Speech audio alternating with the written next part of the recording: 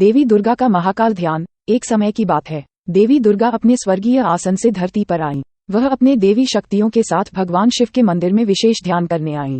देवी दुर्गा का मार्ग परिवर्तित हो गया था और उन्होंने रास्ते में एक साधु को देखा। वह साधु अपने गहने ध्यान में लगे थे और उनकी आंखों में अनंत की अद्वितीय शांति थी। दुर्गा ने साधु को देखकर विशेष आकर्षित हुई और उनके पास गईं। देवी दुर्गा ने साधु से पूछा, प्रभु, आप इतने शांति और आत्मा के साथ ध्यान कैसे करते हैं? क्या आप मुझे भी यह ध्यान सिखा सकते हैं? साधु ने प्यार से मुस्कुराते हुए कहा, बेटा, ये ध्यान सीखने के लिए सामान्य नहीं है। इसके लिए आपको विशेष आदिकालिक गुरु की शिक्षा और मार्गदर्शन की आवश्यकता होती है। दुर्गा ने कहा, कृपया मुझे आपके शिक्षा का दीक्षा दें। प्रभु, मैं ये सीखना चाहती हूँ। साधु ने समझाया, बेटा, इस ध्यान का नाम महाकाल ध्यान है। इसमें आपको अपनी आत्मा की गहराइयों में जाने की प्रक्रिया होती है। इसके लिए आपको 5 स्तरों का पारण करना होगा। दुर्गा ने समझाने की तरकीब के साथ साधु की शिक्षा ली और ध्यान में लग गईं। वह पहले स्तर पर पहुंच गईं, जहां उन्होंने अपने मन को शांत किया। फिर उन्होंने दूसरे स्तर पर पहुंचकर अपने शरीर को नियंत्रित किया। तीसरे स्तर पर दुर्गा ने अपने विचारों को शुद्ध किया और चौथे स्तर पर उन्होंने अपने आत्मा के साथ एक हो गए। अंत में वह 5वें स्तर पर पहुंच गईं, जहां उन्होंने महाकाल के रूप में भगवान शिव को देखा। भगवान शिव ने दुर्गा से कहा, बेटा, तुमने महाकाल ध्यान को पूरा किया है और मेरा दर्शन किया है।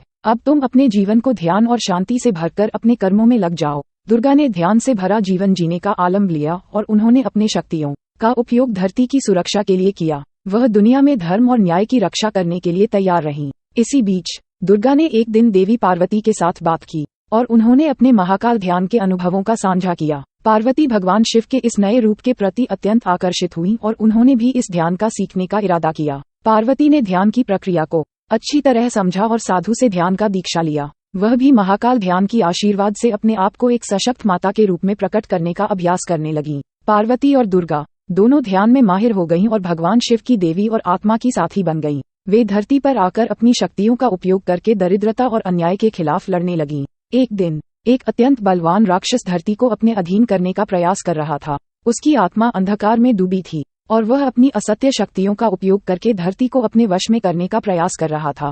दुर्गा और पार्वती ने इस अधर्म के खिलाफ उत्तरदायिता लिया और एक बड़ी लड़ाई की। वे अपने महाकाल ध्यान के साथ उस राक्षस को पराजित करने में सफल हुई और धरती को उसकी अत्याचार से मुक्ति मिली। इस लड़ाई के बाद दुर्गा और पार्वती ने अपनी शक्तियों का उपयोग धरती के उन्नति और विकास के लिए किया। वे धरती के लोगों को ध्यान की महत्वपूर्ण शिक्षा देने लगी और उन्होंने उन्हें सही मार्ग पर चलने के लिए मार्गदर्शन किया। धीरे धीरे दुर्गा और पार्वती की शिक्षा का प्रभाव धरती पर दिखाई देने लगा। लोग ध्यान के माध्यम से अपने आत्मा को पहचानने और उसकी आवश्यकताओं को समझने लगे।